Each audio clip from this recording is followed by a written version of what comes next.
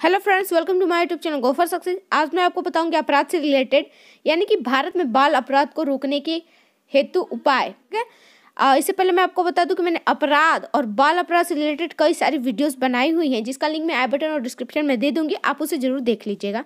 तो फिलहाल इस वीडियो को स्टार्ट करते हैं। तो भारत में बाल अपराध को रोकने हेतु क्या क्या उपाय किए गए हैं उसे हम देखेंगे। तो इसमें सबसे पहला है बोस्टल स्कूल। ठीक है, बोस्टल स्कूल खोले गए, यानी कि जो बाल अपराधियों को सुधारने के लिए चेन्नई, पंजाब, बंगाल, ट्रावनकोर, मुंबई और उत्तर प्रदेश, ठीक है, उत्तर प्रदेश में बोस्टल स्कूलों की स्थापना की गई है। ठीक है, और स्थापना करने के बाद क्या हुआ है, 16 से 21 वर्ष तक की आयु के अपराधियों को रखा जाता है तथा इनके साथ प्रेम और सहयोग का व्यवहार करते हैं, उन्हें नैतिकता का ज्ञान कराते हैं, नैतिक शिक्षा देते हैं और साथ ही साथ औद्योगिक शिक्षा भी प्रदान की जाती है, ताकि वो आगे जाके अपने लिए कुछ कार्य कर सके, रोजगार के अवसर ढूंढ सके और उचित मार्गदर्शन के द्वारा वो अच्छे अच्छे कार्य को सीखे। ठीक है, यानी कि वो उन्होंने जो अपराध किया उस अपराध को वो भूल जाए और फ्यूचर में कोई अपराध ना करे। ठीक है, तो ये बोस्टल स्कूल के माध्यम से क्या है, अपराधियों को सुधारा जाता है। ठीक है, ये पहला था। उसके बाद है दूसरा, सुधार गृह।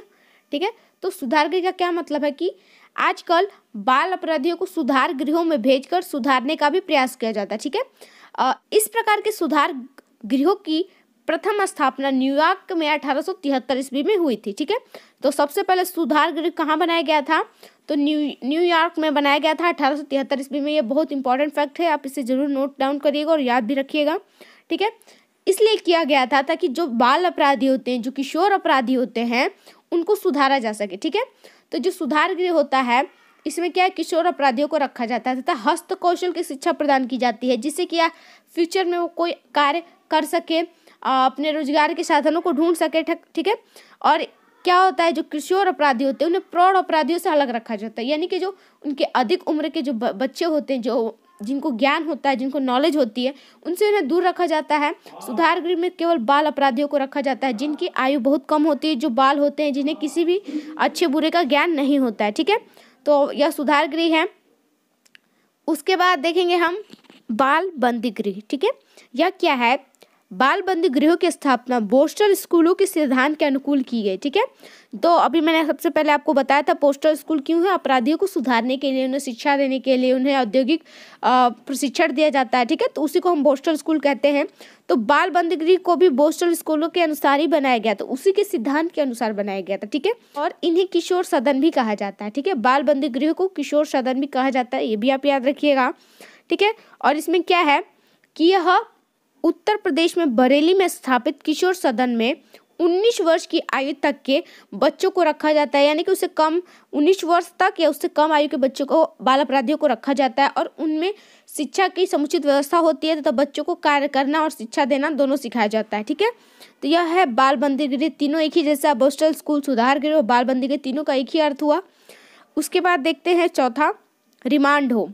ठीक है, तो रिमांड होम का क्या मतलब होता है, रिमांड होम उसे कहते हैं जब बाल अपराधियों को या किसी भी अपराधी को मामले की सुनवाई या जांच पड़ताल किया जाता है और उसे रिमांड होम में रखा जाता है। ठीक है, और इसमें वयस्क अपराधी नहीं होते, सिर्फ बाल अपराधी। रिमांड होम में कौन होते हैं, बाल अपराधी होते हैं। अब हम पांचवा देखेंगे, पांचवा है प्रमाणित स्कूल। ठीक है, प्रमाणित स्कूल, इसका क्या मतलब है, स्कूल को बाल अपराधियों को सुधार के लिए ही किया गया, लेकिन प्रमाणित स्कूल का सबसे मुख्य वजह क्या है, इसमें है प्रौद्योगिक प्रशिक्षण दिया जाता है, यानी कि किसी भी कार्य करने के लिए हमें प्रशिक्षित किया जाता है, हमें कार्य सिखाया जाता है ताकि हम फ्यूचर में कोई कार्य कर सके। और इसमें समय समय पर छुट्टी देने की भी व्यवस्था होती है, यानी कि आपको जो 6 दिन कार्य सिखाया जा रहा है, 1 दिन की छुट्टी होती है, इस तरीके से इसको चलाया जाता है।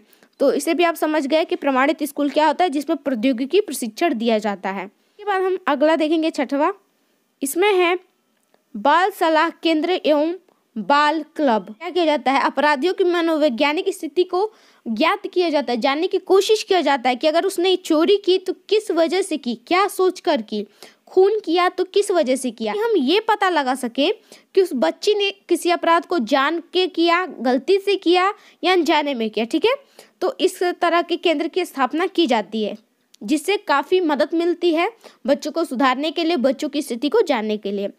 उसके बाद अगला देखेंगे हम फोस्टर होम।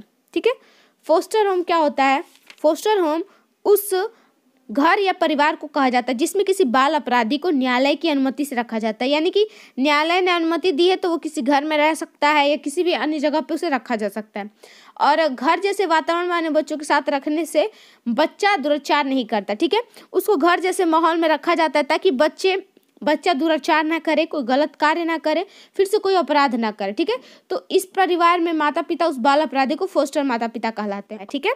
तो सब फोस्टर होम का मतलब है कि न्यायालय द्वारा अनुमति से रखा जाता है किसी घर में, उसी को हम फोस्टर होम कहते हैं।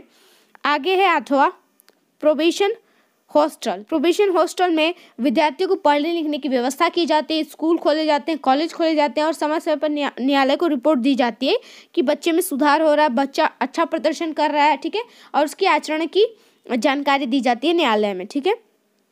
उसके बाद है 9वां, किशोर न्यायालय, ठीक है। न्यायालय के अंतर्गत क्या आता है, इसमें क्या किया जाता है कि एक किशोर न्यायालय रखा जाता है जिसमें सिर्फ बाल अपराधी होते, प्रौढ़ अपराधी नहीं होते, ठीक है, जिनकी उम्र बहुत कम होती है। और इसमें क्या होता है कि जो पुलिस वाले होते हैं वो सादे कपड़े में होते हैं और जो न्यायाधीश होती हैं अक्सर महिलाएं ही होती हैं। इस तरीके का व्यवहार किया जाता है कि बच्चे को डर ना लगे, बच्चे को शर्मिंदगी महसूस ना हो, ठीक है।